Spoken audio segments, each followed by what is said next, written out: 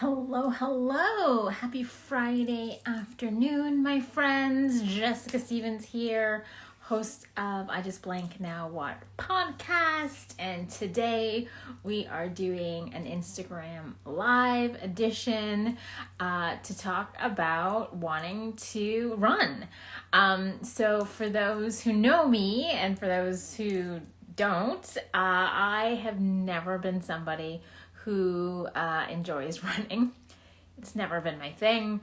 But I have heard from so many people about how amazing running is and how awesome it is to run and the feeling and the fitness and all the benefits and like the zone and all the things. And so we are going to have my friend Gillian join me live.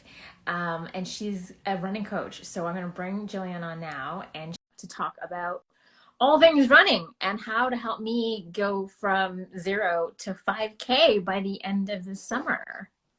Hello. Hey, Gillian. How's it going, my friend? I'm doing good. How are you? I'm awesome. The sun is shining. It's a gorgeous day again. It's Friday afternoon. After this live, I'm like heading outside, catching in some vitamin D. Maybe going for a run? Maybe going for a pre-run, like a walk to get me going. But yeah, how are you? What's going on your side? I'm doing good. Yeah, very similar kind of afternoon planned. Once this is done, I will do some client stuff and then maybe head outside for a walk because it is so nice just now. I don't know about you, but it just feels like the last week in Toronto, it's like it's come to life. Like we've come out of that essentially a 2-year winter and now we're in summer. Yes, this week is now, we paid for this, just so you know. So that April that we just had, that was rainy and gross and freezing and snowing and all the things, we went through so that we could have this. So super excited for our conversation today. So before we jump into I just want to run 5K now what conversation, tell everybody a little bit about you. Who are you? Yeah. Why are you qualified to have this conversation with me? Tell everybody all the good things.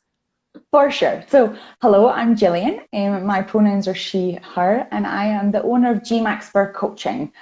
I was not active at all in my life. Like I was that kid in school that would say anything in order to get out of doing movement, doing PE.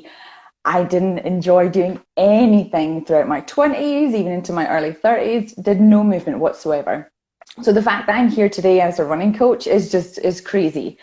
But when I moved to Toronto in 2014, even though it was wintertime, everybody seemed to be active still. Like whether they were out running or snowshoeing or ice skating or whatever, are active in Canada all throughout the year. Mm-hmm.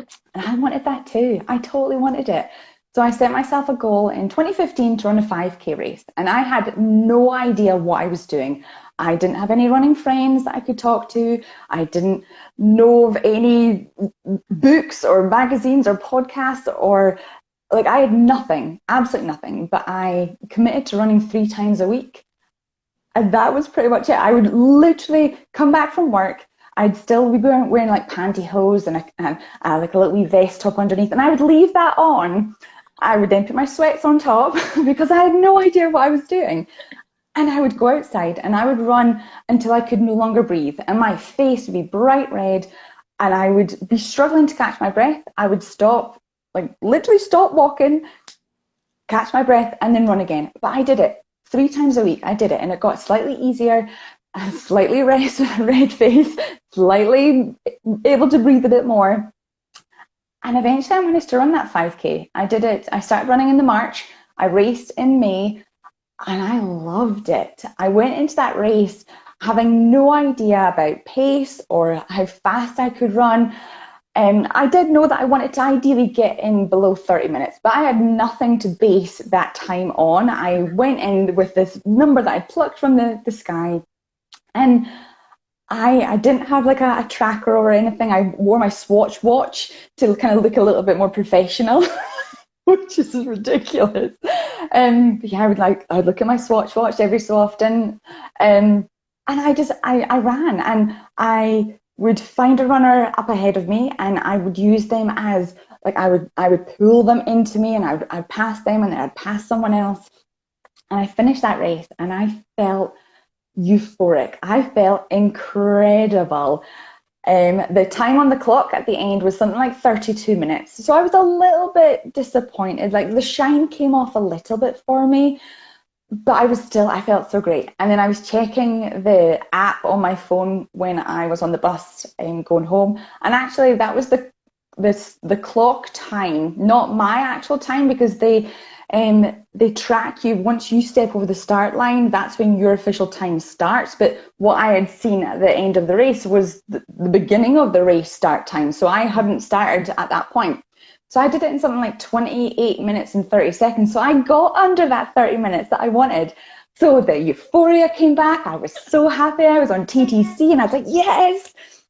And from that point onwards, I'm very goal oriented. So the next one was like, okay, what can I do next? So I signed up to a half marathon for the October after that. And before getting to that distance, there was a 10K race that I wanted to do. It was on Toronto Islands. So I signed up for that as well. So I ran the 10K in September. I ran the half marathon in October. And then the following October, I ran a marathon. So you can like completely, I have drank the Kool-Aid. I love running.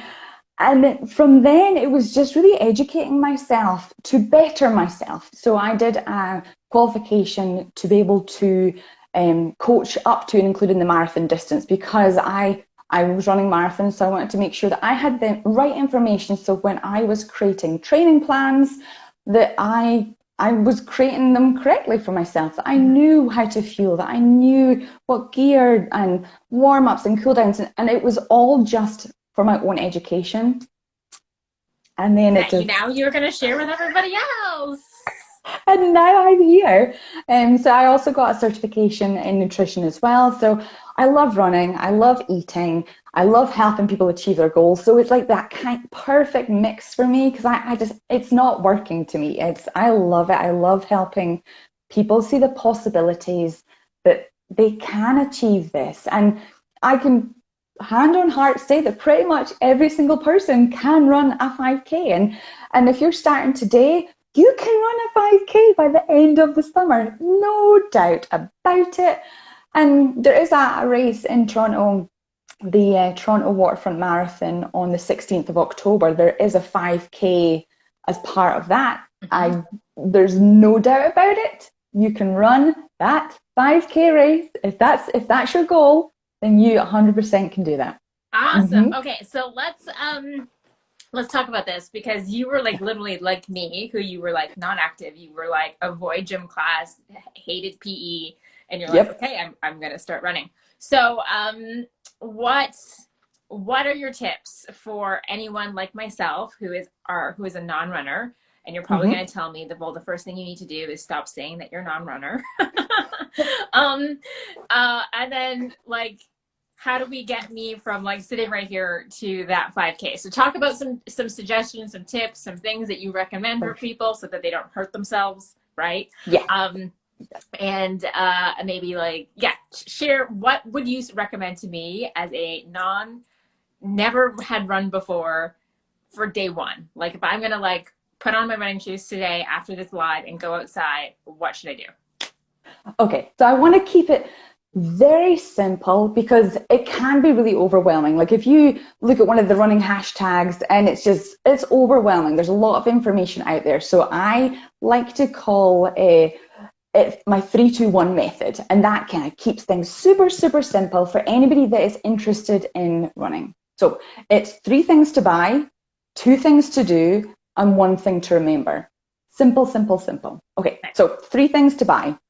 First one, running shoes. You have got to have a good pair of running shoes. Those old trainers at the back of your wardrobe, they're questionable, but really we want to have a good pair of running shoes to help, to support us, to make sure that we're not going to get injured. Like this is a key piece of equipment.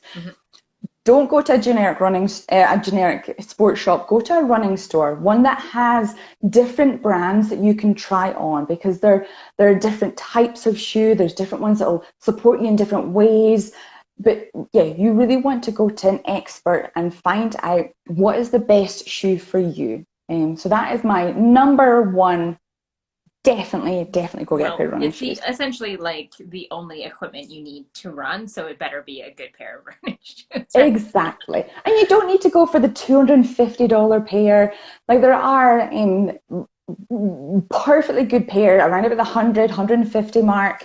And yes, it's an investment, but you don't want to get injured, because if you get injured whilst you're running, that'll impact your personal life as well. So definitely running shoes.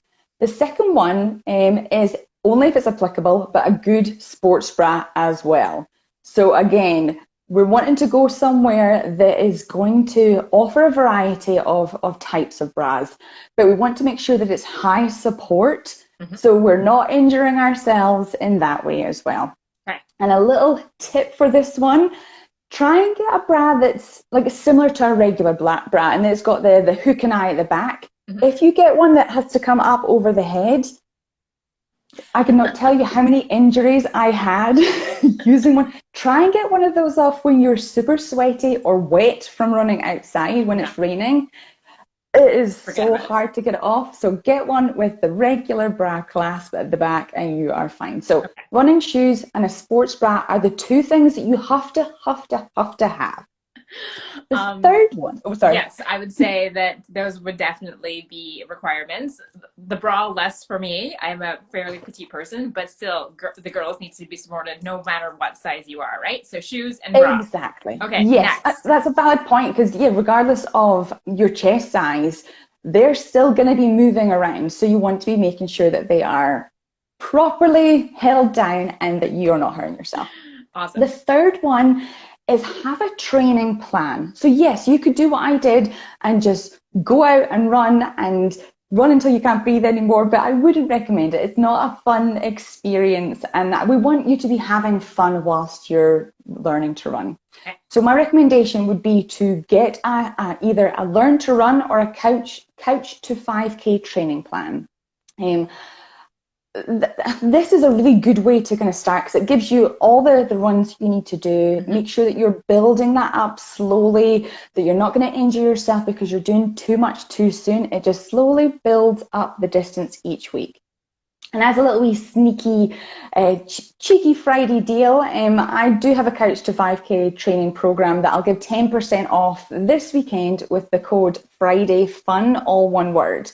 So just as a little wee extra, just in case you are inspired to go out for a run, get a training plan just to really help support you, or a coach. I'm happy to talk to anybody that's interested in coaching.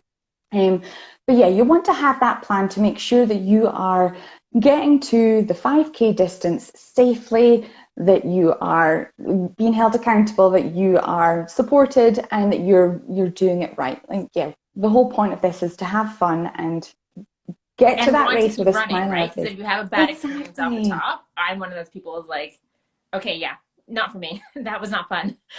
Exactly. I hurt myself. I did this, I did that, and I'm out.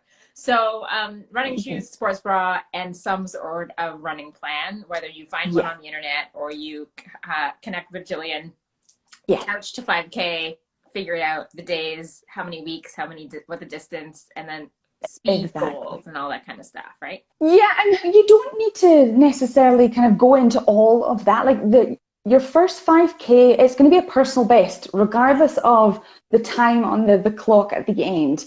So getting kind of caught up in paces and time, it then adds another factor that sucks a little bit of the joy out. Like, we want to be learning to run, learning to have this as part of our routine, showing up consistently, building that strength, that endurance, and not necessarily kind of getting bogged down all of that extra stuff. But yes, you need to kind of work out, if you're going to train for a race, what race is it, and then work back so you've got enough weeks in order to kind of train up until that distance. All right, so that was your 3 things that you must have. Let's talk the 2 things that we do.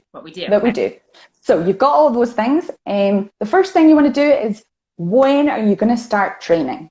So like we kind of mentioned just there, like if we're kind of working back from the race and we need to figure out that in 10 weeks time, we're going to do our race. So I'm going to start running on Monday. Well, it doesn't have to be Monday. It could start on whatever, but put that date in your calendar as a non-negotiable. I'm starting running on this day. I've purchased everything I've needed to purchase. I'm going to do it. There will be self-doubt. There will be fear. There will be overwhelm, but do it. Yeah. Commit to it. This is your goal.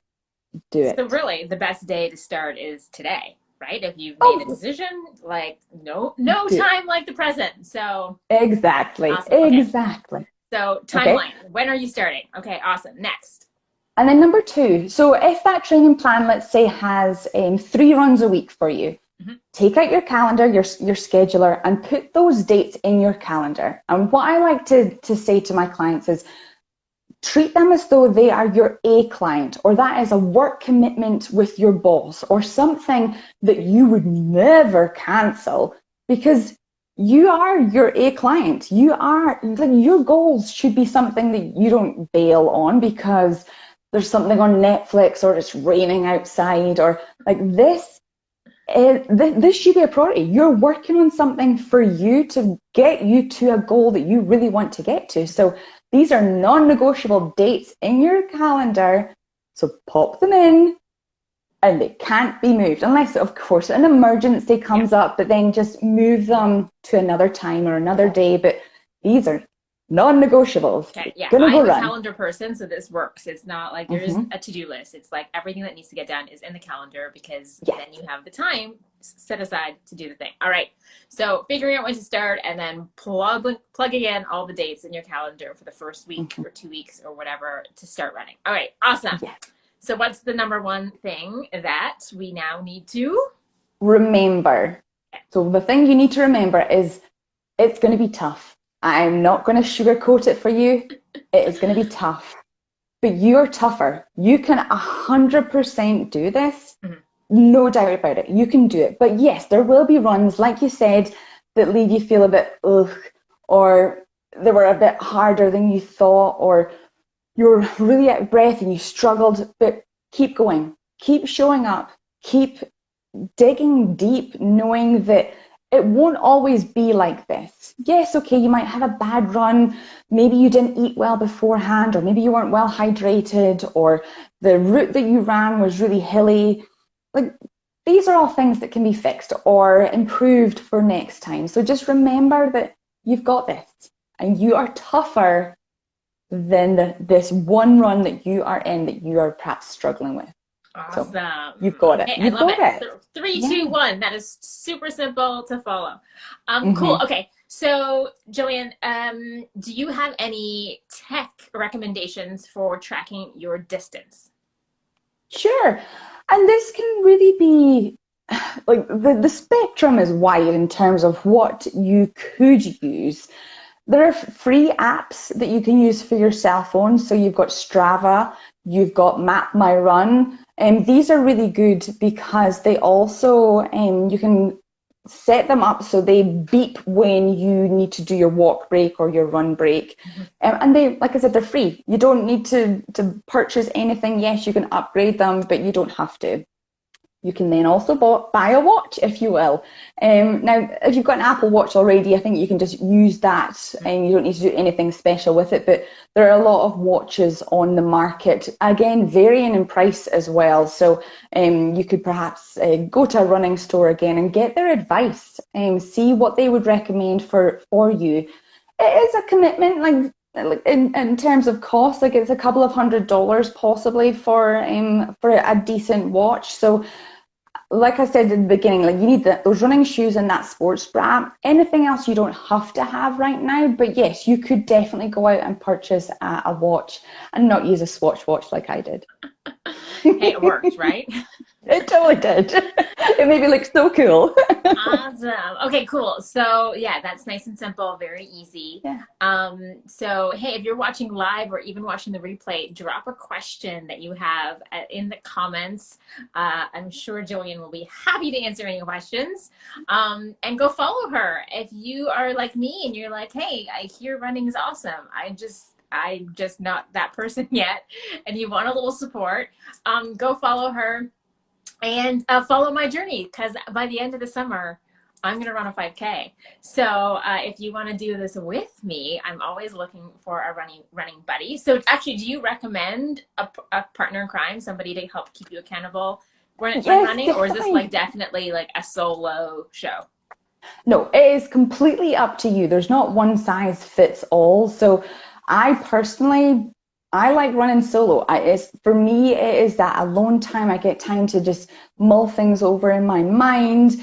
I enjoy just hitting the streets solo. But yeah, you could absolutely have an accountability buddy, whether you run with them in person or each week you just hold each other accountable and be like, hey, did you go for a run? Or maybe you arrange your schedules together so you're both running on the same days. So you can be like, oh, it was really hot outside. How did you get on? But it's completely up to you. So you can do it solo. You could have an accountability buddy, whether you run with them in person or you've just got them virtually. Or there's run groups as well. Like there are a ton popping up now, especially post pandemic. We've got a plethora to choose from. Mm-hmm. So going to a running group, it's really good for that support and for that encouragement in person. Like Yeah. some people don't like running by themselves or wouldn't necessarily do great with an accountability buddy, but they want to be around people with that energy and perhaps being pushed a little bit more than they would if they were doing it solo, because peer pressure helps everyone do things more. Yes, So I'm an obliger. So if I know that somebody's like depending on me, like I'm there. Like I don't like letting people oh, down. So mhm. yes, a running buddy, an accountability buddy would probably help me out. So if you want to go from like 0 to 5K by the end of the summer, like me, hit me up, and let's do this together. What do you think? Or do you think you would be aiming to do a race, or would you be comfortable knowing that you've worked your way up to a 5K and you've ran 5K around your block or in a favorite neighborhood? Or do you feel that you need to have that race to be like, tick, I have run a 5K race? I don't think I need to like officially sign up for a race and do it. I think if as long as I know that I've done it, and if I Mm-hmm. have like a time goal by the end of the summer that I want to do, and just the whole just accomplishing it, that's probably good enough for me. But Mm-hmm. I know that some people need like, hey, I've signed up for this race. I've paid the money. I gotta go do it. Yep. That might help. So I'm open to signing up for a race if other people want to go Mm-hmm. and do that. But I don't think I need it. But I'm definitely open to signing up for a race at the end of the summer. Nice. And Mm-hmm. like as much as this time of year is great for running because the weather's nice, it's warm, having that sun on your skin, it is definitely hard. You've got the heat that makes it harder to run. So wear light colors, wear a hat that's light, like white, Mm-hmm. and make sure you're well hydrated before you go out for your run. Run at the cooler parts of the day, so morning or evening. Run in the shade, run through sprinklers. If anybody is watering their garden, it is so refreshing. Take water with you, and possibly even put some water, cold water in the fridge so it's nice and chilled when you get back. Maybe put Mm-hmm. some ice in when you get back, and just make sure that you're mindful that the sun is really hot and it will deplete your energy, and you don't want to go out and get sunburnt or heat stroke or any of that kind of stuff. So just be safe whilst you're running outside in the summer. Awesome tips. Thank you. All right, cool. Everybody, go follow Jillian. And if you want to get in on her 0 to 5K running plan, she's got a promo code for this weekend. What was it again? Friday Fun? What? Friday fun. Friday fun, all one word, capital letters. Okay, so head over to her website. We'll drop it in the link below. Jillian will put that there for you, and you can go catch her program and get a nice little sweet deal this weekend. So that's it from me. I will check in with you guys all soon as I start my running journey, and we'll let you know how it's going. But thanks, Jills. Thank you. It was so much fun. Go Yeah. run. Awesome. Okay, I'm headed out. I'm gonna go put on my shoes. I'm not running today, but I'm definitely gonna go outside maybe start like mapping out my route. But I'm so excited to do this. And you guys are going to watch my progress here on Instagram as I go and So do excited. this 5K training. All right. Have an awesome Friday. See you guys. Bye. Bye.